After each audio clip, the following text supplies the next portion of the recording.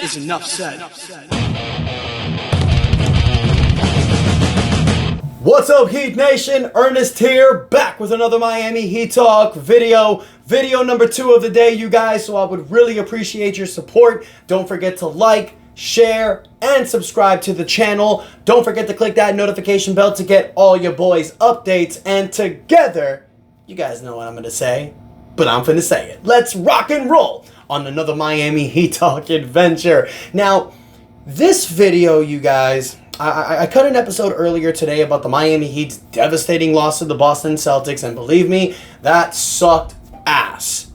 But this video, I want to talk about the newest player that we traded for, who was kind of like the prize trade, I guess you can say, who was the prize player in the package. Even though I love Davion Mitchell, Andrew Wiggins was the biggest piece surrounding this trade. Now, Andrew Wiggins didn't really have the best game last night. He plays only 30 minutes as your starting small forward, gives you 11 points, 5 rebounds, 5 assists. He got a block, a steal, but he was 25% from the field, 25% from the three-point line. So it is a little bit of a cause for concern because it's Andrew Wiggins, coming to this team. You see what Andrew Wiggins has done with Golden State, former NBA champion, averaged about 17.5 points this year, 4.5 rebounds, 2.5 assists, averaging about 38% from the three-point line. So you see his numbers down last night and you're thinking, what's going on? I'm cutting this video, you guys, because a lot of people were in my comments the last few days, and I want to say it was probably about 75% of people that were positive, that were loving the trade, and then there was about 25% of you that weren't really a big fan of Andrew Wiggins. I've heard people in the comments say things like, Andrew Wiggins isn't really a Miami Heat culture player. Now look, I'm not saying you guys are wrong. That's why I'm cutting this episode, because I want us all to talk about it in the comments. What do you guys think about Andrew Wiggins moving forward on this Miami Heat team? Now, I will say this. There's a report that was sent out there by the Miami Herald, and I want to read the post and I want to talk to you guys about it. This was specifically about Andrew Wiggins.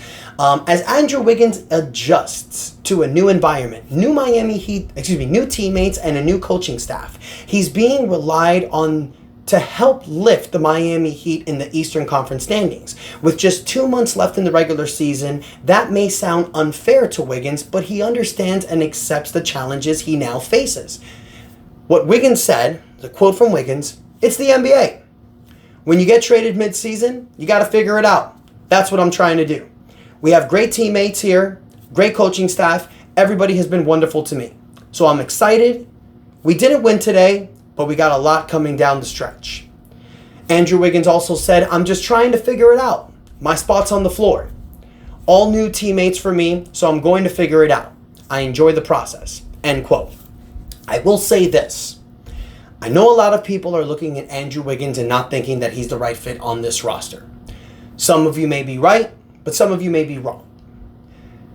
I believe that trading Jimmy Butler and Josh Richardson, and I get it, look, Jimmy Butler's been playing great with Golden State the last 2 games. Scored 25 points in his first game, scored 20 points yesterday against Milwaukee. I understand how Miami Heat fans might be looking at this as buyer's remorse. Why did we trade for Andrew Wiggins? Why did we make this trade? Well, remember, you guys, Jimmy Butler was not playing. Not playing. He kept getting himself suspended. He was obviously not wanting to be with the Miami Heat. So you took Jimmy Butler and Josh Richardson and sent them out, and what you got back was a package surrounding Andrew Wiggins, Davion Mitchell, Kyle Anderson, and a top 10 protected first-round draft pick this season from the Golden State Warriors. Or it becomes an unprotected draft pick for 2026 if Golden State fall under the bottom 10, which won't happen. Golden State, I feel, you guys, with the way Jimmy's playing with them, they're going to make the playoffs. They might make the playoffs. Now, if they don't, and they're not a top 10 team, that would be hilarious because we get their draft pick and they don't make the playoffs. That's what I want. But whatever. Never get what I want in basketball. So moving on. Anyways, so when you look at Andrew Wiggins on this team, you guys, I feel that he is a good fit. And it's not just me that thinks that. So many other NBA players think that as well. Kevin Garnett, Paul Pierce, Jeff Teague.